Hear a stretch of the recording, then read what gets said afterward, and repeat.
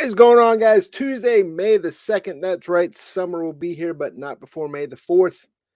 May the 4th be with you, but that's just a couple days away as well. Anyways, we have a great show to talk to you tonight. We got some topics that we're going to discuss over the next hour. We have some Marvel casting news with a couple big name actresses.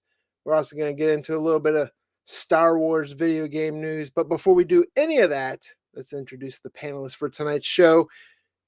That's here every show. But Mr. Beyond Wednesdays himself, Mr. Bryan McClay. What's going on, brother? Man, I'm dragging. It's been a week and it's early.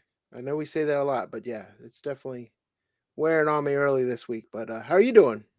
I'm doing great, dude. I'm chilling like a villain. And I'm ready to rock tonight. Let's get to it. Heck yeah. I'm getting some of these topics. But also Mr. Rhynoverse. That's where you guys find him on Instagram, YouTube, Facebook, Rhynoverse. Just search for it. Or you can watch him right here in this show, Mr. Ryan Hayslip. Yeah, you gotta unmute. God, I love when that happens. You were just rehearsing your lines. I was. Damn it. You caught me. Now I can't do it. Hello, folks. Good to see you this evening. Welcome to the comic book stream. Extreme. We also got people coming into the chat. GTK Comic, Best Avatar in Comics. Also Legion of Comics. Izzyverse. Other people rolling in. But also, last but certainly not least, El Beardo Jefe, ComicManAndy. Oh, it's Tuesday, and I'm so confused. I've been face deep in PlayStation 5 for like 4 days now. I feel bad for you, bro. I can't wait to talk about this tonight. Hey, you guys know what you call a sleeping nun? None your business? I don't know. That one's a Roman Catholic. Yeah. I'm excited to be back for Tuesday. I'm excited to see you guys. Kind of a quiet week, but that's good because there's probably a ton of good comic books to talk about tonight too. Would that be a sleeping nun or a sleepwalking nun? Sleepwalking nun. That's all right. Man, I'm out of it tonight. But yeah, I'm going to Hades. it's what happened when you get a bunch of old ass men trying to talk comics late at night. It's not even late. It's late for you. Oh, this is late. This is now late. Once you hit that like above like 35, 9 p.m. is like late. Yeah, I need to start taking ginkgo so I remember some shit. But hey, Ginkgo biloba. Yeah, there's been some news or rumors or casting rumors this week. One of the big ones, Margot Robbie's been rumored to be cast as Sue Storm for Fantastic Four, right? They always like to play this news of the big two against each other with DC and Marvel, and we know Margot Robbie played Harley Quinn. I liked her as Harley Quinn. Now there's rumor that according to what was his name? Daniel Rickman reveals that Marvel Studios has made an offer to Academy Award winner nominated actor Margot Robbie to play Sue Storm in the upcoming Fantastic Four movie. If Robbie accepts the deal, should become one of the more notable examples of an actor starring in both Marvel and DC. Blah, blah, blah. But what do you guys think? Do you think this is good casting news? Do you guys have someone else that you'd have in mind to play Sue Storm? To me, this doesn't move the needle on me. I'm a huge Margot Robbie fan, but unless Fantastic Four is an R-rated movie, I'm not as excited to see it. Yeah, she seems like, I don't know. I don't know if I could see it. She's definitely not Sue Storm. Yeah. She's Harley Quinn all day, every day, but she's not Sue Storm. So, I don't know what to think about this Fantastic Four movie, man. Like, you know. Yeah, all the news, and I mean, we're getting into another story after this, that more stuff about it. But like you said, the acting news, none of it's all like, yeah, that's exactly who I thought. This is going to be great. You know, you think they're just messing with us? I think they're just messing with us. I do. I think I'm getting trolled here at this point. Yeah. I thought it was a troll right when I first saw it. I was like, there's no way. But all right, well, let's talk about like what are the top couple of films that people remember her playing in. What is she known for right now? Wolf of Wall Street. Okay. Harley, Suicide Squad. Yeah, that's the thing. She's like big into Yeah, that. Once Upon a Time in Hollywood. yeah. Yeah, she was good. And what was that movie that just came out recently? Yeah, I know what you're talking about. That Brad Pitt's Brad- in. And yeah, that was a good movie. I watched that. She's good in that. She's like the little sex pot, dude. Like the bitchy sex pot, right? She's not the Sue Storm. Sue Storm is not a bitchy sex pot. I don't. Babylon. There it goes. Exactly. Hey, So every movie that you kind of think about her being in the last 5, 6, 7, 8, 9, 10 years or whatever, none of them, not a single one of those roles even remotely hints at, hey, this could potentially be a good person to play Sue at all. I mean, none of the characters that she plays even screams like this would be a good Sue Storm. Like she was perfect as Tanya Harding, right? The bitch, right? She's not Sue Storm. She's not. And then the Mila Kunis thing stuff, I really think they're trolling us on that. Yeah, that's like, yeah. That's got to be the dumbest thing I've heard in a long time. Hence why we threw these together, because this seems like a hilarious 1-2 punch of we're getting trolled. Yeah. Yeah, that's not even. If that's the thing, then they should just call the movie Floor, because there ain't nothing fantastic about that shit. Isn't she playing the next Barbie like reboot movie too? And that looks stupid too. I mean, looks right up her alley. I mean, I'm not saying she's not a phenomenal actress. She's a phenomenal actress, just not in any roles that remotely seem Sue Storm related. Yeah, I agree. I feel like somewhere down the road, if she didn't, there was a turn that would have ended her up in a different type of movie. Yeah.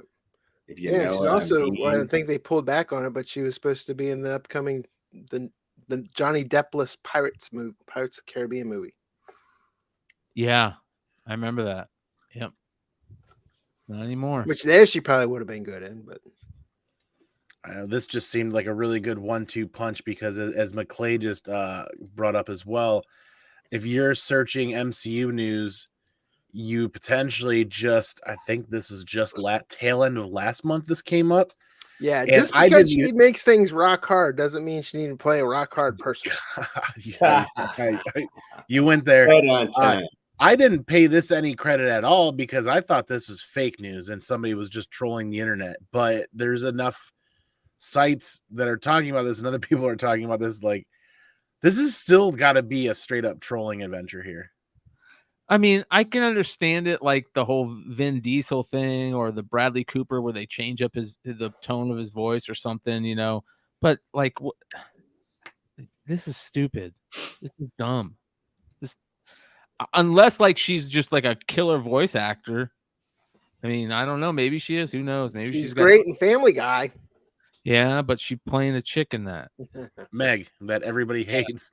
Yeah. Pig. So I don't know what to think, man. I'm kind of like speechless, because like this just seems like, I don't know, after months of speculating around surrounding the comic cinematic universe's Fantastic Four 2025 reboot, there's a new rumor that's been setting the internet ablaze with shock, anger, and curiosity. I don't think I'd be angry. I'm not angry. I'm just like, I'm dumbfounded. And it's all surrounding Mila Kunis again. First entered the public consciousness in that 70s show. We really don't need a history story. It's just, can you imagine the prosthesis suit they'd have to put her in to even, unless they're going for a completely radical redesign of the thing and making it a female thing that's sexy and sharp and sleek and all this jazz. There's no way, bro. There's no way, right? There's like no possible way that they could do that. That is the dumbest idea. I didn't think that they could come up with worse ideas than Star Wars, and they're doing it. Right? This is so dumb. This is like really trolling. And hopefully it is, and I'll laugh about it. We'll all chuckle about it. Other than that, I don't know what else to think. If they're just going to do like, change her voice up and she's going to try and, do it, or I can understand that maybe a little bit. Though that still sounds stupid to me. Sexy and the thing should not be mentioned in the same sentence. Oh, I mean, yin and yang, A and B. Insert tab A into slot B. Boys and girls. Like, I mean, you'd think if they'd bring the thing on in a movie, they might give him a girlfriend at some point. So all I'm saying is she might not be a bad, terrible slot B for tab A, if you whatever you want to call it. Like, I'm not saying she's not a great actor, and I'm not saying she couldn't do a good, but to actually have her legitimately replace the thing, this is a troll. This has got to be. I'd rather have her as Sue Storm. Yeah. Yes, that's for sure. And I don't want her as Sue Storm, but I'd rather have her than Margot Robbie. Yeah, it's just gonna be weird seeing Margot Robbie. I just don't know. Unless she's got some amazing acting that she's. Imagine if this was like right around the time Avengers came out, and you got the extra scene, and then you got the news instead of Josh Brolin, she was cast as freaking Thanos. That doesn't make any sense, man. It doesn't make any sense. If they do that, It's vacuum in time. I mean, if they do all that, they're like trying to cross the lines of trying to push their agenda, and it's just going to be like it's going to make it really tough to watch. But this is never how they've delivered a quote unquote agenda. They just don't slap something right in the news and say, "Hey, who's reportedly playing this?" This is somebody's trying to set the internet ablaze, kind of like striking not conversation but debate and argument. It feels like. I don't know. I mean, keeping with MCU, also, I've seen some articles where they're going to concentrate on more expensive writers and more established directors with future MCU movies. Good. Hell yeah. Give us the same thing in the comics. Yeah. Mm-hmm. But they got to make sure it's great to have great writers, but also got to keep to the source material, because that was one of the big things that drew people to the MCU. Is it was comic accurate, and early comic book movies that we all know was always like it was a movie, but the story had nothing to do with the. Yeah, it was like a made up story, a fake story. Yeah, it's like the original, the 1990s Mario movie, right? So movie news going around. I dare almost threw in a little tidbit that there's a lot of people petitioning for them to actually do a follow-up movie to Mario, but do a live action and have Pedro Pascal in it because of the SNL skit that they did. That's absolutely to die for. I think that's funny. I thought that skit was really good, really smart, and I love that they do shit like that. But Mario, man, just made what, like $1 billion. Yeah, $1 billion. That's pretty damn good. Is it the top animated movie of all time? Or I think so. It is the top animated video game adaptation right now of all time. Yeah, there's definitely gonna be a Mario or a Nintendo universe now. Oh yeah, it has to be. Can you imagine how much more collectible and I'm not going to say things are going to shoot up in price, but I can imagine that demand's going to outpace availability on Nintendo and Mario collectibles over the next decade. Has anyone, I mean, McClay, you do like market watch and stuff. Has anyone looked at like that first Nintendo Power recently to see how much $108,000 a 9.8 sold for a week ago. Wow. And it wasn't even a 9.8. And here's another one. This week, a signed Mario cart by the guy who created Mario sold for $9,000 on eBay. Have you seen the meme where they're on the red carpet for like the premiere and it's the Jack Black's all like happy and smiling, and in the background they got the Mario game creator. Like you can see he's probably just getting his picture taken, but they got captions of like, "What about me? I created Mario." Yeah, dude. Mario stuff's going to go crazy. And here, think about this. You know those Disney cards that they put out recently that are selling for ridiculous amounts? Mm-hmm. They put out Nintendo cards recently, and I haven't seen what they look like. I saw just a couple of them. They look really good. They recently put them out. Saw a couple people break some boxes, but I haven't seen like everything. So, I could see things like those really shooting up in value, just like the way the Disney ones are right now. Obviously the old stuff is already shooting up in value. I've showed remember those old Nintendo cards back in the day that had the scratch off stuff on them. Mm-hmm. They had Punch Out, Zelda, Mario, and they would have scratch off stuff in them. And you would scratch it off. Well, people are sending those into PSA and getting graded, and they're selling for a ridiculous amount. All kinds of cool stuff like that. I would love to have. I did a deep dive on business cards the other day. I would love to have the business card of the dude who created Nintendo or the dude who created Mario. Their old business card and get that graded. That would be dope, dude. That'd be really cool. Did you find them, Andy? I'm still looking. Best card games for Nintendo Switch. No, it's kind of tough because when you throw Nintendo on anything, it brings up everything except for what you're looking for. Best trading card games of 2023. Yeah, nothing's really coming up off the top of it. Marvel. So is it a Nintendo? Is it a tabletop card game, or is it just a collectible series of cards? They're like Pokemon cards. Okay, so it's a tabletop game too. It's just like Magic Panini the Gathering. The Mario cards in 2022. Oh, was it 20? Oh, I put the wrong year on then. For some reason, I put this year, even though we're. Yeah. Okay. No, I'll have to keep looking and see if that's something we can cover at a later time. But I'm looking for it right now. I mean, right. I wouldn't be shocked. The popularity of card games right now still continues to keep going up. I mean, look at the collectability of Magic the Gathering still. Yeah, 1989 Nintendo Topps unopened box, $2.99 on eBay. Well, as long as this card game's not being made by the Hasbro company, along with Magic. Ooh, gold foil. Yep. That's the back of them. It's the front. Back. That's the front.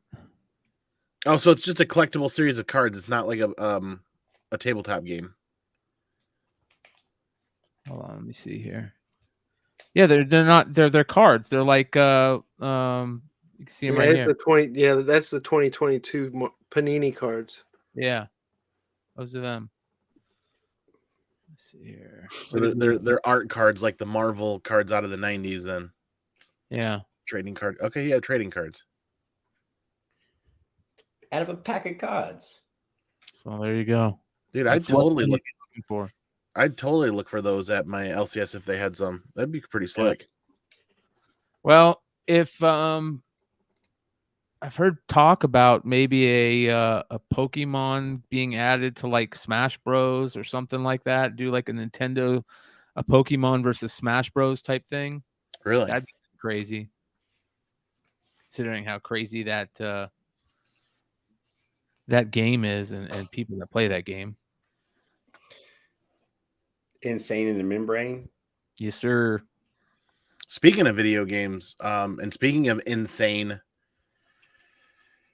were any of you guys part of the Jedi Survivor release last week? And has anybody been playing it?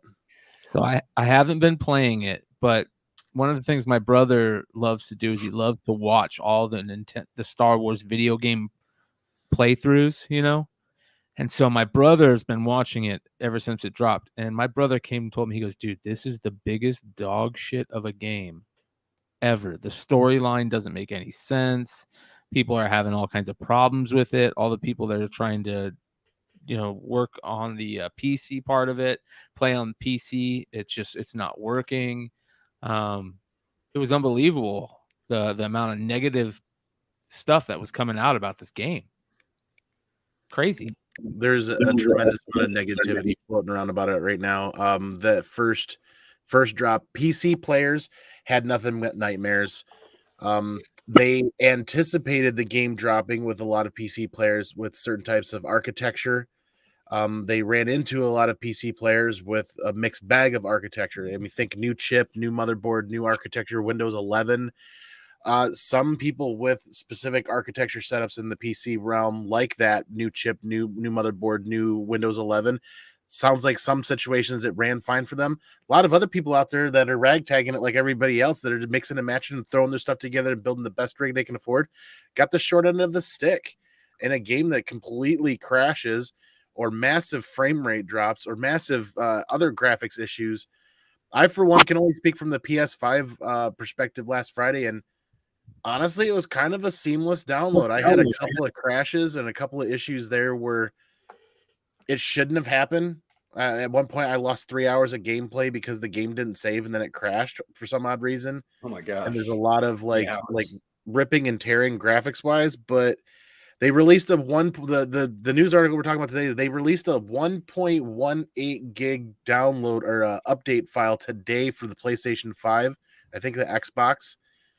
And yesterday, the PC users received their first update yesterday of substantial size. And some of the reports coming back are that it's correcting some issues for people. They're still having to find some other workarounds. I know a lot of people in the comic book community and the YouTube community that I talk to on a regular basis playing on PlayStation switched off from performance mode to screen rate mode so that they had a better experience, so they didn't get all the ripping and tearing.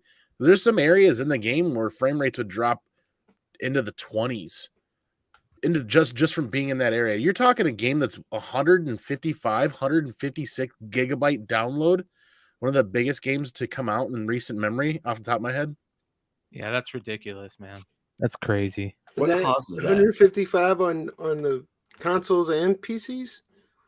I believe PCs were similar, yes. I think PCs were more. I want to say 180. Especially for PS5, what do you have? I mean, a terabyte. You're restricted to your your console storage. You can't play PS5 games from an external hard drive. No, you can shoot and save. You can shoot and save a lot of the media and stuff like that over to the external drives, but you really got to drop a new solid state drive in there up to a terabyte to really make it worth your time. What causes all that? Is it just is it the development of the game, or is it I would imagine that they probably geared it more toward the PS5 or Xbox player versus the PC player. I don't know, but because there's probably more of those than there are computer players. But there's 10 times more computer players than there are console gamers out there. So yeah. So what causes all the ripping and the stuff like that? It's because when you code and you develop a game in a set structure and you test it in a set structure, and say you get 30 or 40 people around in a facility and they're testing this and they're testing it from X machines, and it's a controlled environment. And then when you release a game, 30, 40 million different computers, different consoles, different PlayStations have different levels of dust, different atmospheres, different moisture in the air, it's everything. Every PlayStation lives in a different environment out there. Every computer is in a different environment. It's not in the same thing. So like I noticed my frame rates and graphics issues didn't even really start until my PlayStation started getting hot and warmer. If I was playing for 4, 5, 6 hours, like long stretches over the weekend, because the corner of my gaming area is a big, massive TV that puts off a shit ton of heat, a PlayStation 5 that puts off a shit ton of heat, an audio system that puts off a shit ton of heat. And I wasn't paying attention to how hard this game was pushing the PS5. I went over to the PS5 and I'm like, damn, this thing's running really hot. No wonder I'm having issues. That's part of the Eddie Guerrero of entertainment systems. Something that's putting off a lot of heat. I haven't played that game. I've been playing the one before it, trying to get through that one. And that one has been a struggle because it's just so slow to me. It's like I can't make my way through it, and I'm just like, I was thinking I've been in like this area, just like trying to make a way. And it's like this game is boring as hell. I mean, if you're a Star Wars fan, it's not. There's a lot of lore. It's a style of game that's not for everybody. They're trying to deliver a cinematic experience within a game, a cinematic storytelling experience within a game, and its pacing is dependent entirely on how hard and how fast the gamer pushes it. And Yeah, and you can only push that. You can only push a platforming game like that hard if you're really freaking good at platforming games. Like think OG Tomb Raider games that with puzzles and platforming and all that other crap that was really hard. This is 10 times harder. Is the platforming the different levels that you're talking about? Is that what you're saying Oh, about different levels, different grips. You have to jump. You have to do blind jumps. Have to do all this. It's like Mario, brother. Remember when we used to sit and play Mario for an entire weekend to get one jump right and to learn that one jump? It's that level of difficulty, like as far as like everything there, but it's compounded, like exponentially compounded with all sorts of blind jumps, all sorts of new tips, tricks, and tools, and all this other stuff. And you have to unlock a gazillion different things. It is a really big challenge. So this is a little bit different from the conversation, but it's interesting because I'm starting to notice that just because games are cool to someone else or someone else really enjoys them, depending upon the type of gamer or type of game, of course, the type of games you like, but the type of gamer you are, the different games could be, will fit you or not. Because like I played the Last of Us game and I never made it to the end. I just kind of set it down for a minute to kind of take a break from it. I started back on a Star Wars thing. But both games, I'm just like, man, these are taking forever. But then, but there are other games that capture my attention, like the Spider-Man stuff. Like that thing captures my attention. I'm just like blown away by it. I'm like, and I feel like they're close in like graphic quality and story content. But for whatever reason, I just can get more into the Spider-Man thing than I can the other stuff. Even I did one where there's I think it's Titan's Fall, where you're in a mech warrior. I absolutely love that game, but I heard it didn't get really good reviews or something. But I love that game. It's like one of my favorite games ever. But I was hoping they come out with another one, but I haven't seen another one. So I guess it's weird how there's like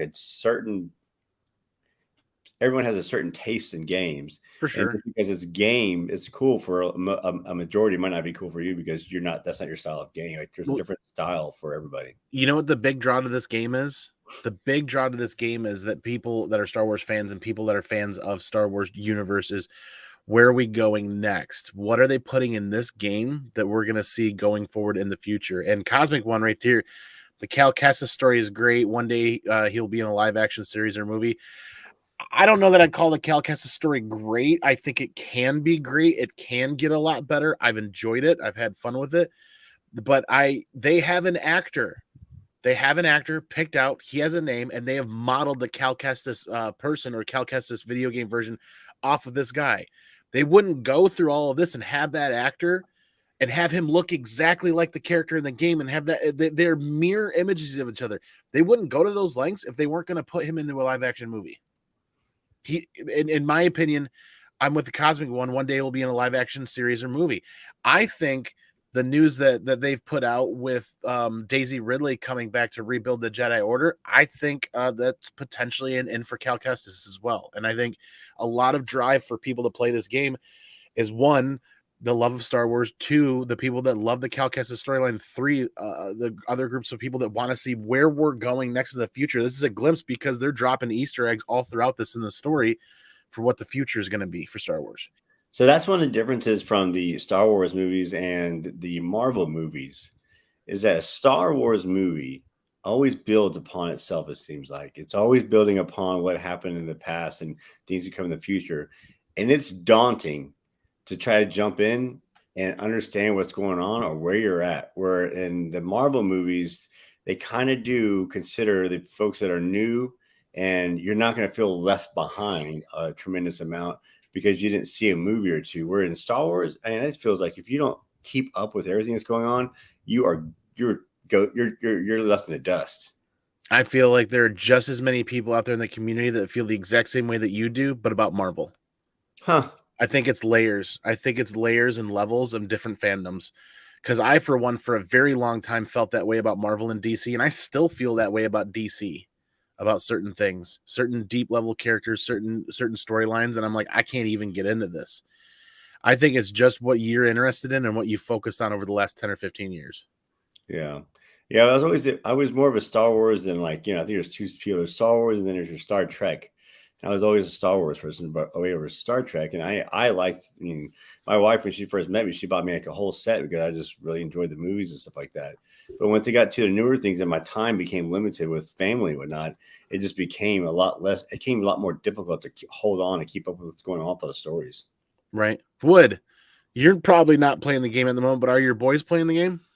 No, I haven't bought it yet because I bought the remake of Resident Evil 4 for my kid because he got straight A's on his report card.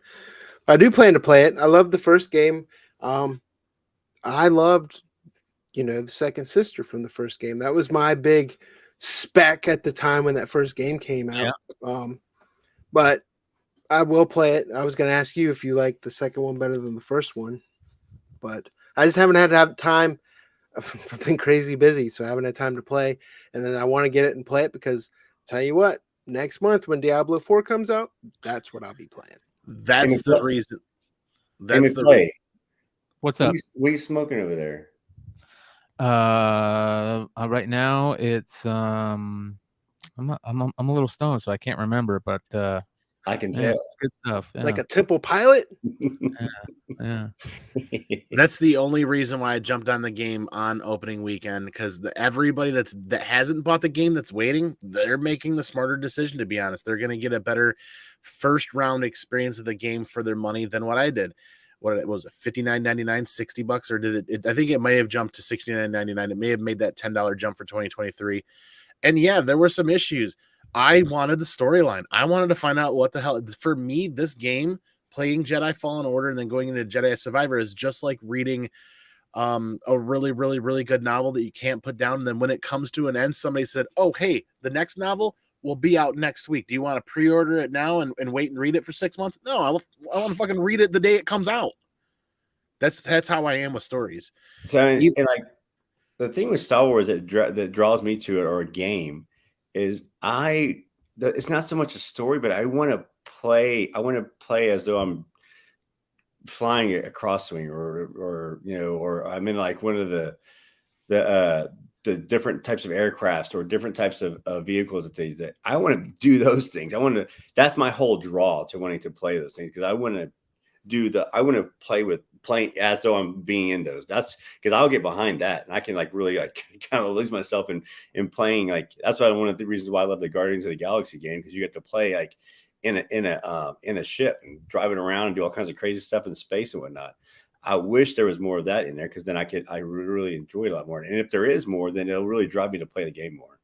I will say the first game did a little bit better job of doing what you're talking about. I think they released a Star Wars title a year or two ago that was like another TIE fighter, another fighting game. The Squadrons. Yeah, that would be right up your alley. I can see where people might not like it. I can see where people might not be a fan of this Calcassus, the Jedi Survivor, Jedi Fallen Order line, because they're really pushing the envelope of that Star Wars storytelling within this type of a Tomb Raider style gameplay of that third person. Like you look at a lot of the biggest games that are money's being pumped into, Resident Evil, Last of Us. It's that third person open world concept, because that's the people that are spending the most amount of money per capita or per age or per whatever in the world are spending money on those games. The one where you say you're a Star Wars, you're a TIE fighter, you're in a TIE fighter. I did that one, and I played that one all the way through. And that game was a lot of fun. So when I went to the Fallen Order one, I was like, all right, man, what am I going to get? Maybe if I get across this valley into this other airplane over here, or the starship, whatever you call it, it has the wings all folded up. Maybe if I get into that, I'll get to do something cool in that. I don't know. But then I'm like, if I'm going to do all this time, they're going to get me in there, and I'm going to be sitting in a seat trying to talk to someone, I'm going to be upset. And it's like transporting me to some other planet. I'm going to be chopping things up that look like big worms. I don't care about all that. I want to fly some airplanes and do some crazy tricks and blow shit up. I hate to break it to you, man, but you're not the target audience anymore. I mean, that's fine, though. It's good to know. That's where I'm at and living that too. I mean, look at it's all the God of Wars, all the Assassin's Creeds. That's all that game style that they're pumping out because it's selling well.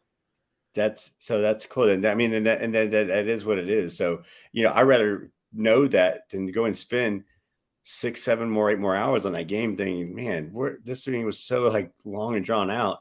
I'd rather not just have to play. But if there's not, in fact, if there was not those elements in it, then I'd rather not play it, because I don't. The story is cool, but I'd rather read the story than go play through the story. I actually just completed the story mode of the game tonight. Like, surprisingly, I load the game up today after work. 62% complete is what it told me, and I got like 24 hours and change on it. I'm like, all right, 62%. So if I do another 38% and I go another 15 hours, I'm pushing, 40 hours of gameplay. I feel like 40 hours or better is the amount of gameplay I really want into a game when it's costing me $60 or $70. Like $2 per hour of gameplay is kind of a marker that I set.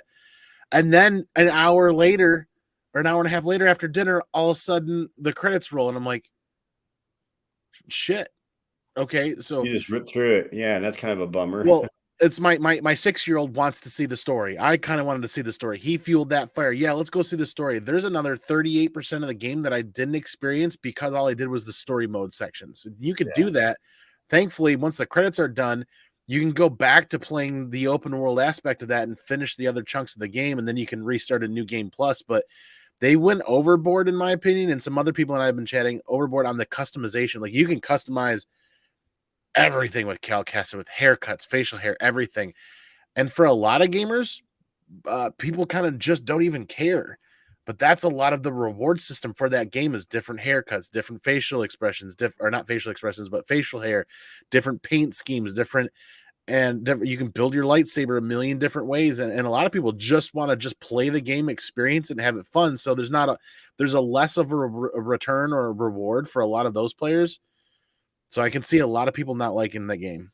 Yeah, like I don't avatars and stuff like that. I could care less like what people look like. In fact, I want them to give me the person the way that they're supposed to look like. Give me the things, and if I can upgrade something, that's one of the reasons why I like the Titans Fall game, because I was upgrading the mech warrior and doing stuff with it, and I love that aspect of it, because then I could build it. Now, I think it would be cool if they utilized the different looks you built the character to be able to work in the story somehow. Like, if you have a certain look, you might be able to get past a certain gatekeeper or door or something in the game because you look a certain way, where if you look a different way, they're going to capture you or something along that lines, So yeah, but there's no reward in like just building. I mean, a lightsaber might be a little bit cool, but yeah, it's a different audience, like you said. So it's good information. I will say this game affected me as much as the Last of Us series did, in the aspect of, if you're sitting there and playing a game, like, I think The Last of Us, I think is a better story. I love being in the Star Wars universe, and I love having this concept in this game so far. But when I'm sitting there playing and my palms are sweating and my feet are sweating, and like, I'm afraid to fall the 20,000 feet because I'm literally using the force to grip to a side of a panel, and I'm trying to leapfrog and panel jump from this to this to this.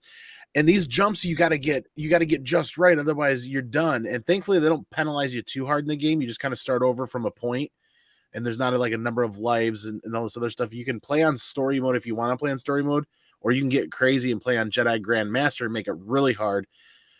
But after an hour of playing it, like, I'm sweating bullets. Like, I'm claustrophobic. I have a fear of heights. I have a fear of drowning. I have these fears, and it's like you're experiencing some of these subconsciously from the video game. It's kind of having an effect. I'm like, damn, this video game's really pulled me in. I wish I had those types of effects. It would be a lot more cooler if I did. I don't ever get like that. And I really try to get, but like when I did the Titans Fall thing, when I remember that game, I was like, man, I was so into that game, and like all the different things you could do, or Titans Fall 2, I think it was. I was just so into it, like all the different things you could do it. I wouldn't go back and play so I could rebuild it and retry to do stuff. But yeah, like your things you're saying to me is not like, I feel like I could do that in real life. I don't have the force, but I could figure it out. I feel like this is a game really, really built and really driven for hardcore Star Wars fans, and then they threw in the story mode to appease people that just want to see the story. The problem is the people just experiencing the story, that's the only reward they're really going to get out of the game, unless they go to that open world concept and start digging and doing the searching for all the items and all the other things. And if they want to go to that 100% completion to do all that, there's really only two camps you fall in, and one camp feels like they're going to be less rewarded in the end, and probably feeling a little left out or turned a little sour, whereas everybody else, you guys know how toxic the Star Wars fandom can be. They're going to nitpick this. They're going to pull it all Oh apart. yeah. And Big and, time. and there's going to be a group of people that are upset. There's going to be other group of people that are going to be really happy, and they're going to battle it out. Like the game, I'll get a game and I'll try to search every part of the entire game looking for stuff that's hidden. Like I want to find every little hidden thing inside of a game. I'll go to every crevice and wall and like try to figure out how to get in and what's in there. What am I going to find? And I'll spend hours inside. I go, I guess what they call a wormhole, whatever rabbit hole. That's this game. That's this game, but it's infuriating. The puzzles you have to get through and the jumps and the crazy acrobatic things you have to do to get to that nook, cranny, crevice, to grab that box or grab that scan or do whatever to get that last 2-3% on that map. It's insane. They made it really challenging. So that part is kind of interesting to me, though. Yeah. But sorry, we on a tangent there. Ryan, I will tell you that there is a Titanfall 2 game. So there is a Titanfall 2. That was the one I played in it. So there's that one's been out for a long period of time. They haven't like 2016 or something. Yeah. So that was one I played. I haven't played a new one. I was hoping they were going to come out with the third one, but they never did. And they're supposed to come out with a surfing game that supposedly that it can only be played on the PS5 or the PS5 has an amount of like graphic card or whatever to be able to emulate the waves in the way that they are able to do it, but I haven't seen any come out yet. For like what, the VR2 or something? Or so it was supposed to be there. They found the problem with water in games that they can never make it like act like liquid. It can always look real blocky, and it can never really get a liquid feel out of the water. And what they did was they actually got like, you know how they put like those things on people to let's see how they motion and stop motion. What is it called? Stop motion. Yeah, so they put it on like the little things on people. Yeah. Well, they did that in water, like in a closed environment, and somehow were able to capture the way the water moved, the fluidity of the water, and track it to be able to tell how certain angles would react with the water and so on and so forth. So there was a lot of research done into the way water moves, and they put it into the game. But they said before PS5, there wasn't a game console that was strong enough to be able to mimic what they had figured out. But they said the PS5 should be able to do it. But I haven't seen the game come out because I think it's just expensive to make. Because it would be sick to get barreled. Are PCs all games usually better, or is it usually better on the like? Usually better on PC because that's why they build those big, powerful PC rigs. That's what I figured, but I've heard some people say that some games are better on the what do they call them? Consoles. Consoles. Thank you. Yeah. I think it depends entirely on the developer and their level of experience and the group of people they have working on it. Because I'll be honest with you, I've had PC games go off without a hitch and have an amazing experience and have the game be 10 times better than a console game. I was a PC gamer for a very, very long time. I'm only recently a console gamer within the last 5 or 6 years because of the convenience of sitting down, turning it on, and playing immediately without having to manage a whole nother computer.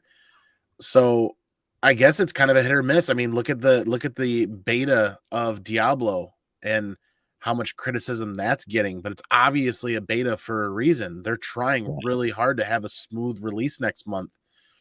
And then look at the last probably 10 years, maybe 15 years of PC game releases are one of the reasons why I don't PC game anymore, because every freaking PC game that comes out turns into a, hey, give me your $50, $60, $70, $80. Now here you go. Here's a game. Oh, while you're playing, report all the bugs. Well, that's fucking beta testing. Why am I paying for a game where I'm beta testing it for you?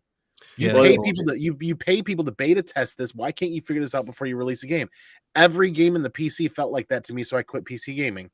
PC always felt so daunting to me. For me to have to build a PC to be able to play the game that's really badass, and I can go buy a console and get pretty much close to the same amount of graphics or same graphic look and feel, and just have to buy the one thing and it's one machine. Whereas, man, I hear about these people spending time and effort and money into the consoles, and I think it's a great, cool hobby that I probably would get really sick into, like really get into, like racing cars and whatnot. But it seems like for me to do that just to play games didn't make sense. Now I'm thinking about turning my office into a studio now and recording. And so if I do that, then I will probably build like a badass like PC.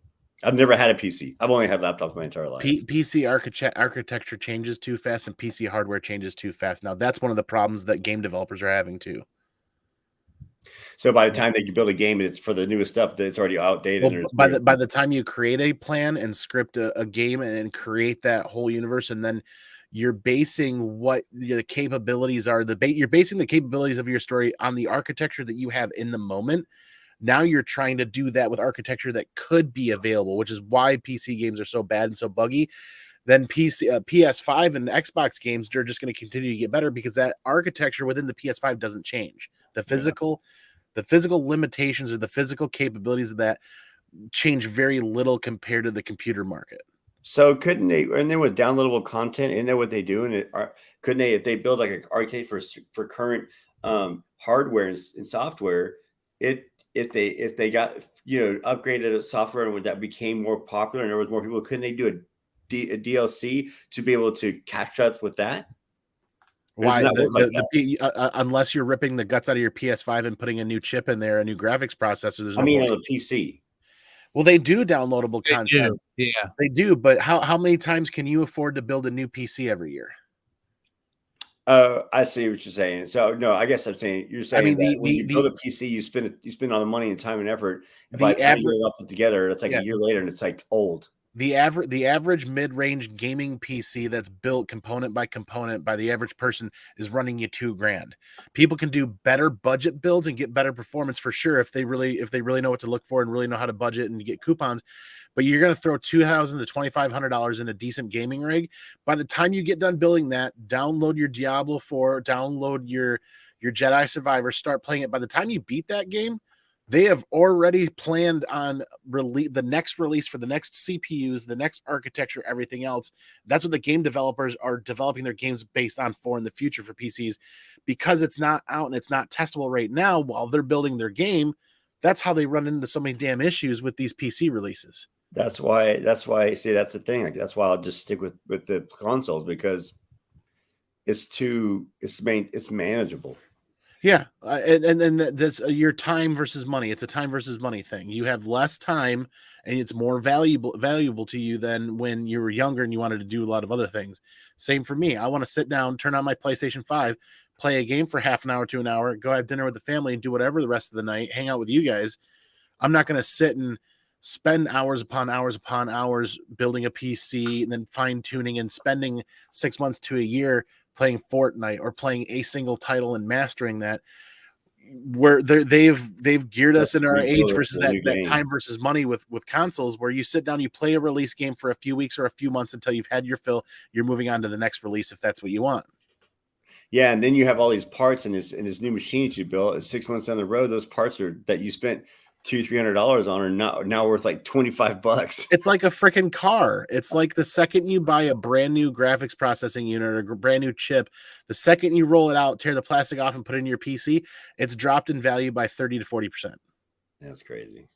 But that's a whole nother tangent for another time. You know what's not dropping? Well, no, new comic. That's not a great segue. So I'll just leave it to you guys. There's a crap ton of books coming out tomorrow, right, McClay? There is a lot of books coming out tomorrow. Let me go ahead and get my screen share up. Ton of free comic book day stuff too, so be on the lookout for that. Free comic book this Saturday, right? Yep. Oh, cool. So go ahead and check it out. Wood's brain looks fried after all that. Sorry, buddy. I'm just tired. It's been a week. All right, I'm sharing it, Andy. All right, let's run through the big ones. A couple Batman books coming out this week that are interesting. Batman 135 has all those foil variants, but even more important than those crazy foil variants are these cool Alex Ross variants. Ooh. Oh, that's sick. Right? That's badass. So that's I like really the 89 movie poster logo look. Yeah. The problem with that is they're these damn foil variants, man. And they're just there's so many of them, man. So many of them. We're getting every single comic logo now in a foil variant, and it's just it's cheesy to me, I guess. But oh well, it is what it is. There's that one. There's that one. These I think are coming through Big Time Collectibles. Tom's Comic Tom.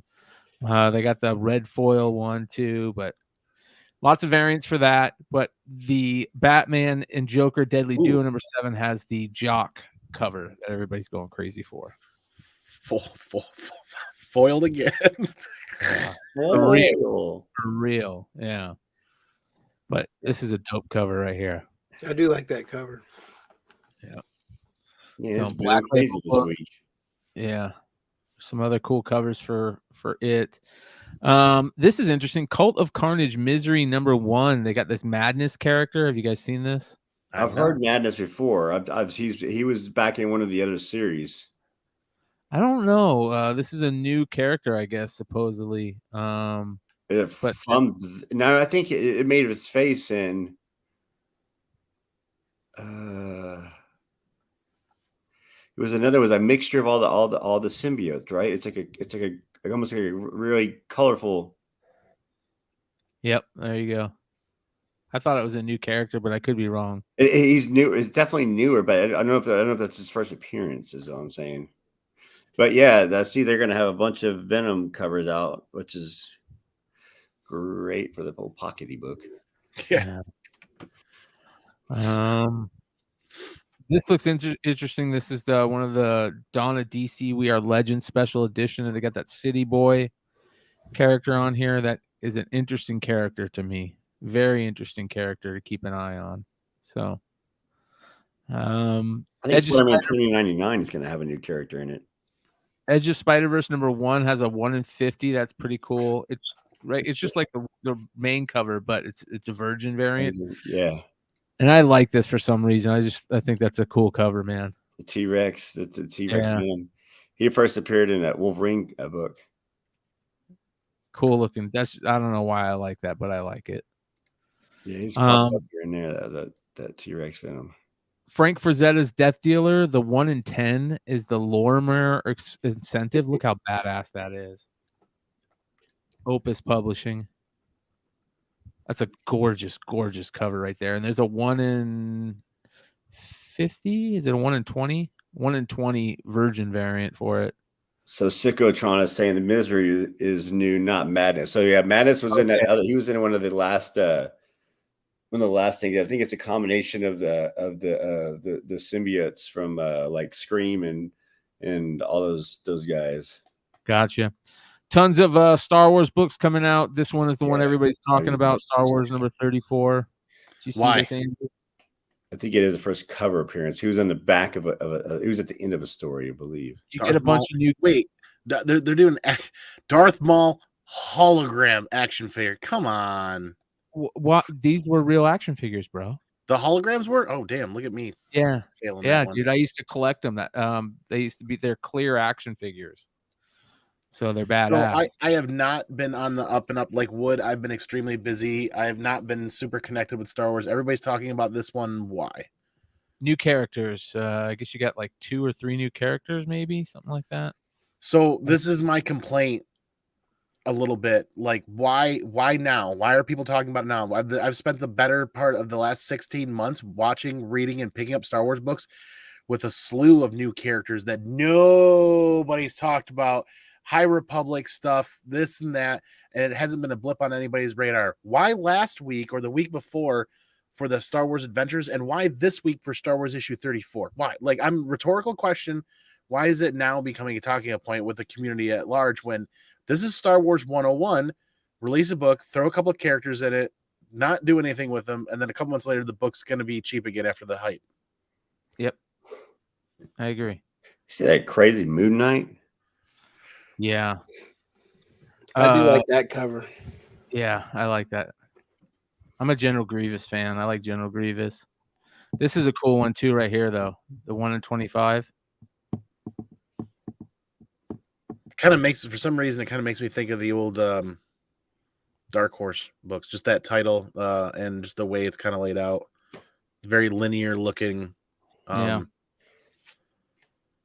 The Nanook ones that are Nanook, I can't pronounce that. Knock. That was the name of the dog in Lost Boys. I'll leave it off with a nookie. And then this is High Republic Adventures: The Nameless Terror. That's coming out. I didn't even know that was out. Star Wars: The High Republic Adventures #4. That looks interesting. I'll check that out. No cover B as of right now. No cover B for the other one either. Lando. There's a good. That's a pretty dope Lando cover right there, dude. Raza. Razagoo. That's badass right there. Is this a one shot?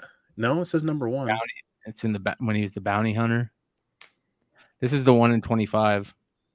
The Raza is the 1 in 25. Okay. Yeah, and then this is the 1 in 100. But And it looks weird. I don't know what it is, man. The face looks too big for the head. Yeah.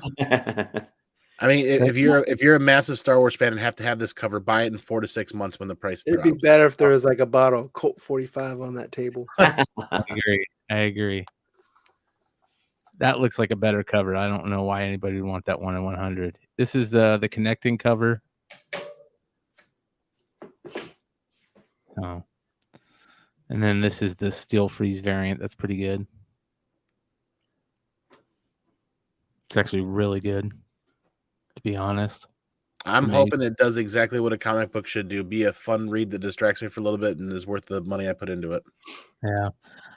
Turtles Usagi 2 is coming out. Let's see if there's any good variants on this week. Yeah, after coming off of that 1 in 10 from #1, that was a killer cover. In Hook Lee. This is the incentive. Eastman. Yeah. 1 in 100. Here's the regular cover B Eastman.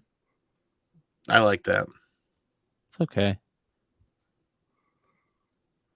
And yeah, that's about. Oh, let's see here. This is the 1 in 50. New character? I don't know. I couldn't tell you. And then finally, this I love this Immortal X-Men Noto Quiet Council variant. Yeah, look at that. That is awesome. I always think that Storm is probably like. There's something so cool about the white eyes, man. And her having the white hair. There's something really cool about that. And I like when they showcase that more. So that'll be a cool book. We'll see how that plays. There's a couple other good Storm book covers. This is the 1 in 25. Really nice. Beautiful. Storm is such a great cover. X-Men.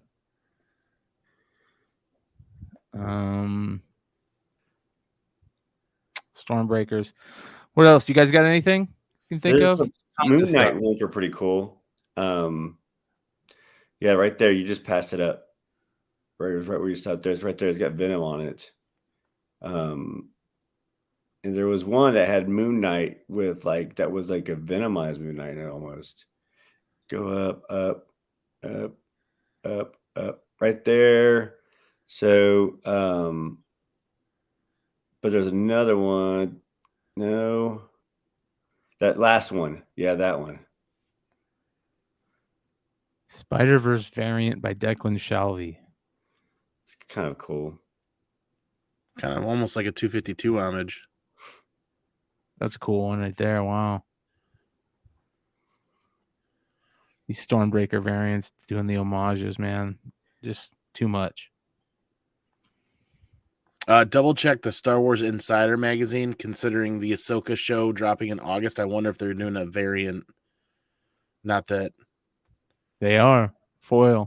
Oh no. Oh, watch out. Andy just. Well, the Mother's Day is this month, and the old boss, the old CEO of the Comic Dojo down here is a mega Star Wars fan. So I need to see if I can pre-order a graded copy of that or a couple of copies of that for. I just on a hunch with the Ahsoka news dropping, I wonder if they were going to do an Ahsoka variant, and they have. And you said this is a foil. Yep. Foil. I'm gonna see. There is a PX edition or something that's pretty dope too. That right there. Okay, so that's like Mondo posters. It kind of screams Mondo poster to me. That right there will be an Ahsoka cover to. If that's an extremely limited cover, that's one that'll disappear and is going to be tough to find and probably hold some value. Estrada.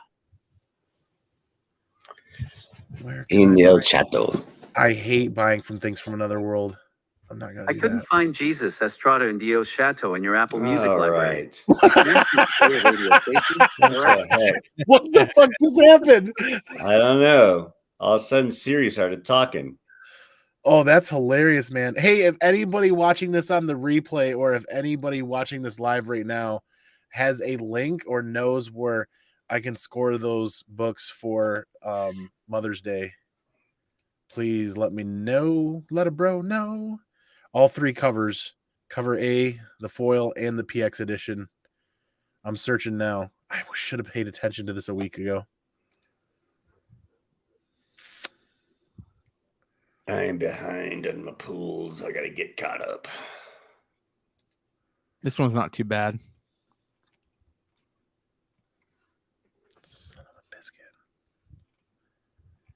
What else do we got? Pow, pow, power wheels. Interesting. It's pretty cool. Some really cool Turtles books out lately. But a lot of books. A lot of books. Be on the lookout for great variants and cheap, free comic book day books. Oh yeah.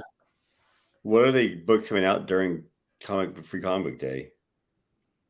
There's one. Oh yeah. Who did that?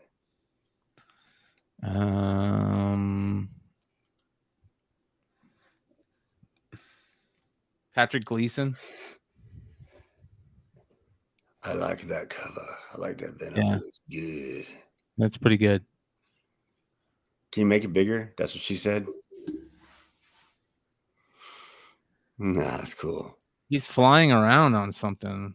He's literally got the hoverboard. Oh, yeah, that's what's his name's board? Freaking Hobgoblin or whatever. And he's got little bombs. That's cool. What is going on with that? That's weird. Yeah, I like that. I'm gonna have to get that for sure.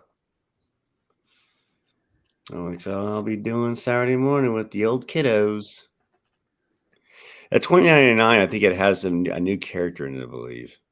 Here's the Misery one everybody's talking about, right? Oh, yeah. This is the new character, like they're not Madness. That wig looks terrifying. Yeah. So it's like a face your mom could love. That's dope right there. Holy cow. That is badass. That's better than the last one. Yeah. That looks like recycled art. It does. That looks like Captain Marvel level. Like I feel like I've seen this a couple of times. Probably have. Yeah, with the yeah. AI, paint me that. Yeah. AI. But I mean, shit. J. Scott Campbell does the same thing. Here's some Scotty Youngs. This is a store exclusive Scotty Young. I thought they already made this. Didn't they already make this book? I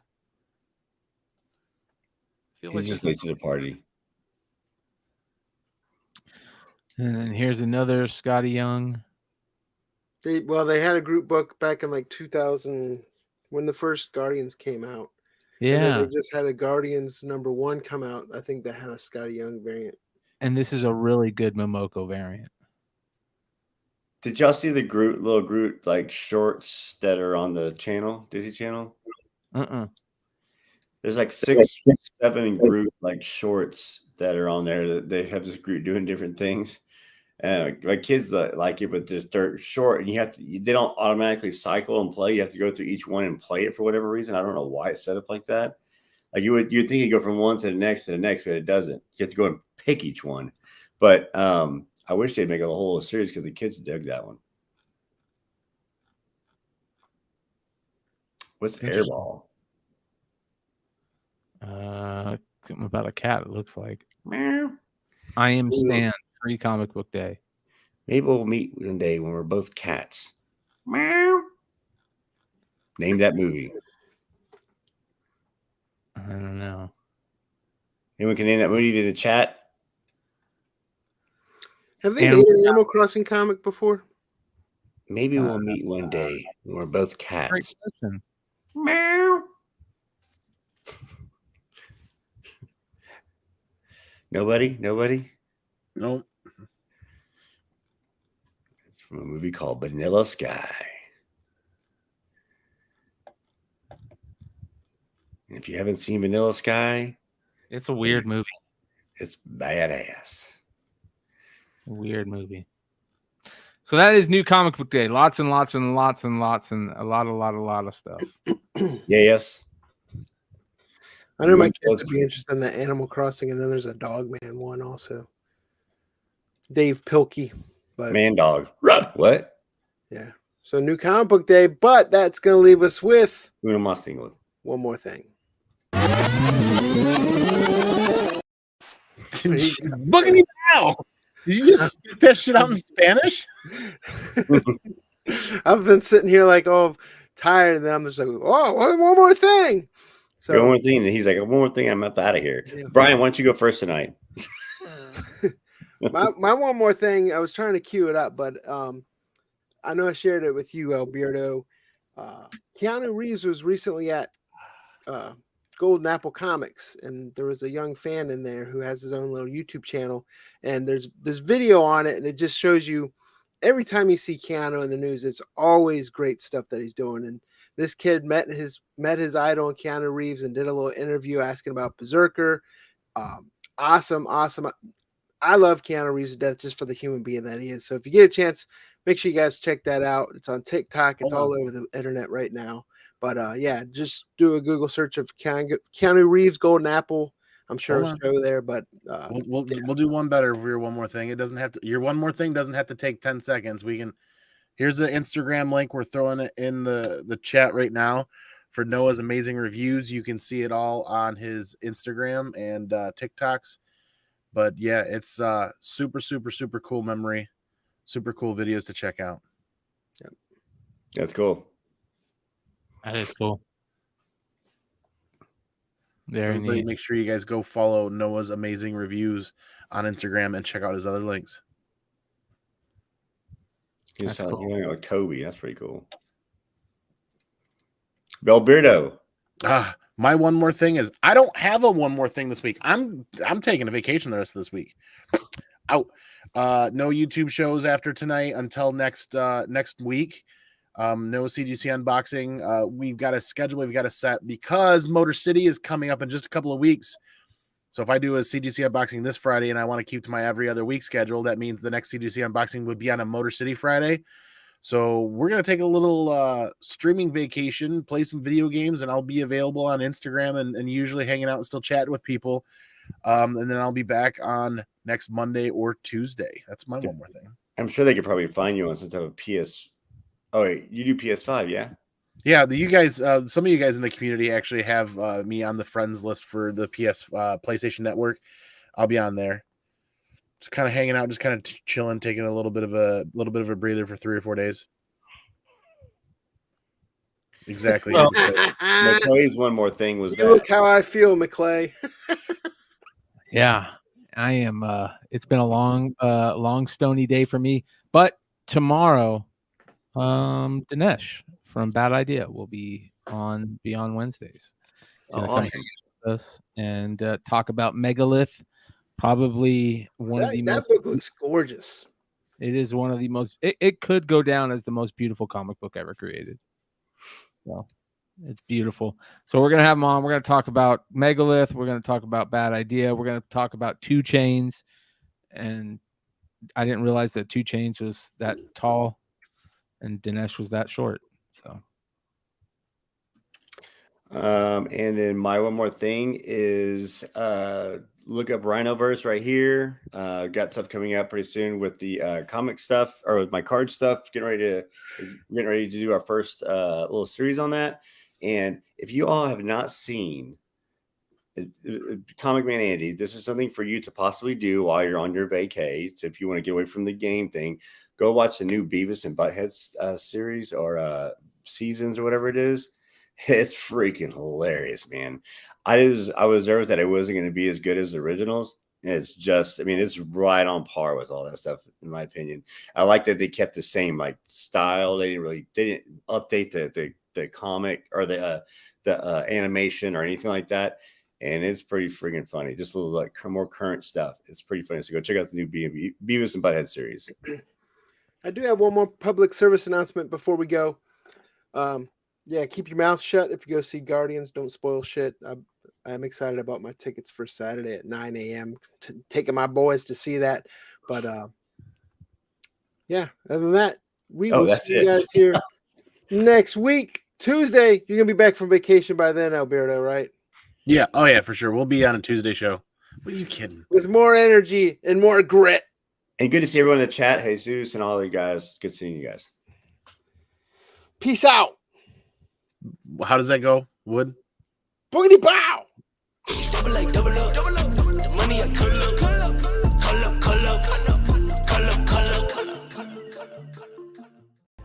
Excuse me while I change. The roller buggy has made me sweaty. Yeah, sweaty.